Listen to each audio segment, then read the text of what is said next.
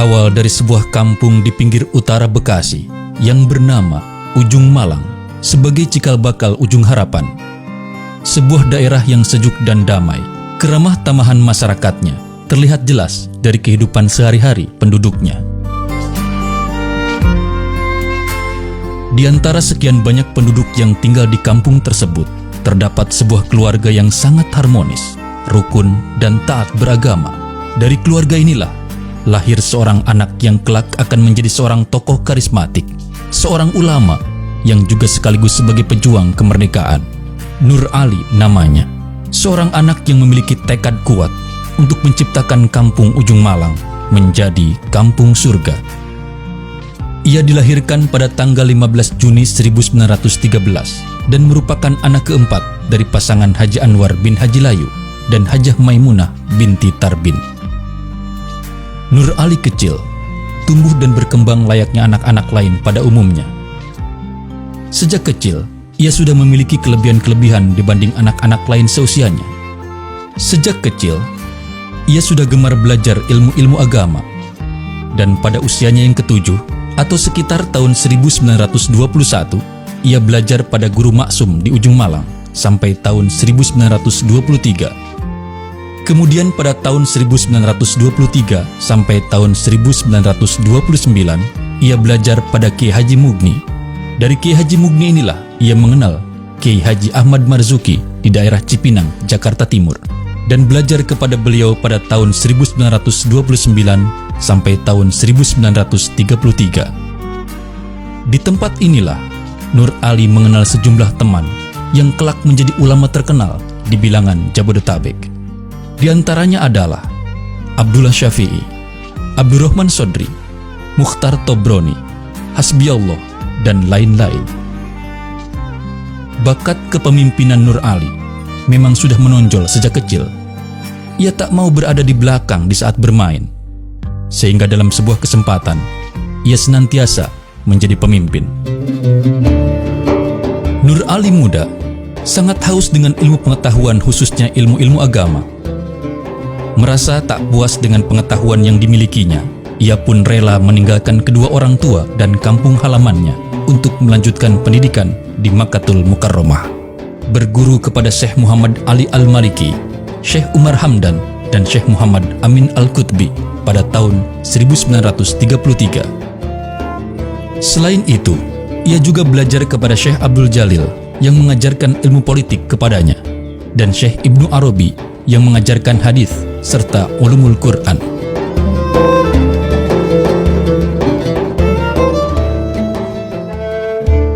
Setelah cukup lama ia meraguk ilmu pengetahuan di tanah kelahiran Nabi Muhammad SAW itu, Nur Ali kembali ke kampung halamannya awal tahun 1940. Kemudian ia membuka pengajian di masjid di samping rumahnya.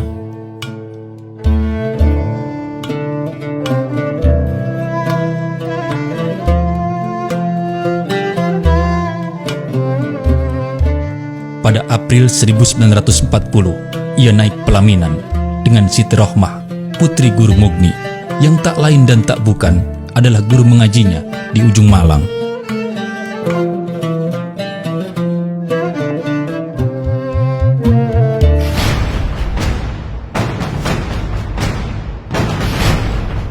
Tak lama kemudian, bala tentara Jepang masuk ke Indonesia. Kebijakan politik yang baru ini adalah merangkul umat Islam karena mereka melihat bahwa umat Islam merupakan mayoritas di Nusantara.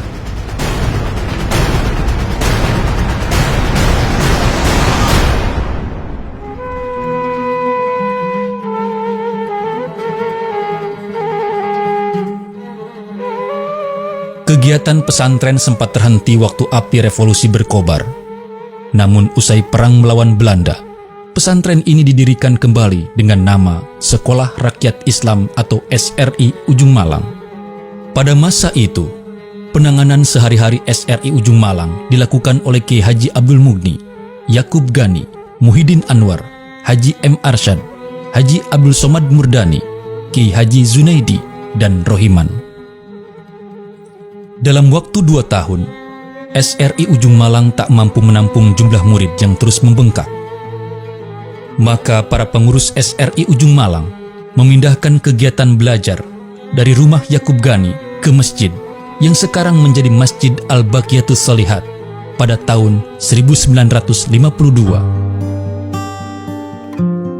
Para alumni SRI inilah yang kelak menjadi cikal bakal tenaga pengajar di At-Taqwa, seperti Kiai Haji Tajuddin Marzuki, Kiai Haji Ahmad Rosidi HS, dan Kiai Haji Ma'ali Samsudin. Kiai Haji Nur Ali mendirikan Organisasi Sosial Pembangunan Pemeliharaan dan Pertolongan Islam atau P3 Islam Ujung Malang. P3 Islam ini didirikan oleh para tokoh masyarakat Ujung Malang yang diketuai oleh Kiai Haji Nur Ali dan dibantu oleh Kiai Haji Mahmud Maksum, Haji Marzuki Anwar, Haji Mahbub Ma'an, Guru M. Zen Mugni, Jailani As'ari, HM Hasan Latif, dan Haji Romli Gudang, yang pada tahun 1956 berstatus yayasan. Tak ketinggalan, Kiai Haji Nur Ali memerintahkan Kiai Haji Abdurrahman untuk mendirikan pesantren Bahagia di Kampung 200. Selanjutnya, ia mendirikan Madrasah Tsanawiyah atau MTS dan Sekolah Persiapan Madrasah Menengah atau SPMM At-Taqwa. Sedangkan untuk pendidikan putri, pada tahun 1964 didirikan Madrasah Al-Baqiyatus Shalihat.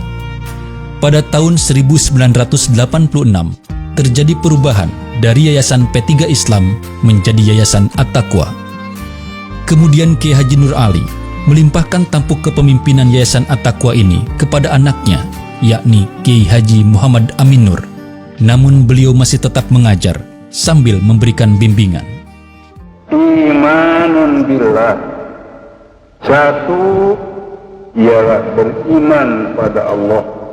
Pokoknya beriman pada rukun iman yang 6 perkara itu termasuk pekerjaan yang paling apa? Sebab tanpa iman Islam tidak ada apa-apanya. Sholat kita, puasa kita, ya, haji kita, zakat kita, tanpa iman itu nggak ada apa-apa. Baru ada maknanya pekerjaan Islam tadi kalau ada iman pokok. Tapi yang lain tanpa Islam juga nggak ada apa-apa lagi. Orang umpama dia berjuang, berjihad, berjariah, bersedekah, tapi sholat mah kagak, puasa kagak, zakat kagak, haji kagak, itu pun tidak ada maknanya lagi.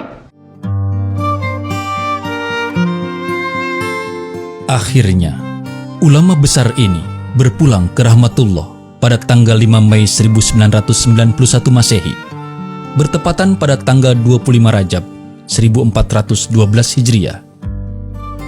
Dengan meninggalkan beberapa orang anak yang kini berperan aktif dalam membantu perkembangan Yayasan At-Taqwa. Mereka adalah almarhumah Hajah Faridah Nur, Hajah Solihah Nur BA, Kiai Haji Muhammad Amin Nur MA, Hajah Atikoh Nur MA, Hajah Ulfah Nur SAG, Kiai Haji Nurul Anwar LC, Hajah Wardah Nur LC, Hajah Aisyah Nur, Hajah Abidah Nur LC, dan Hajah Mahmudah Nur LC. Kini, sang singa Karawang Bekasi itu telah tiada. Namun perkampungan surga yang dibangunnya masih berdiri tegak di Kampung Ujung Harapan, Bahagia, Bekasi. Semoga harapan dan kebahagiaan senantiasa terpancar dari pesantren ini untuk selamanya.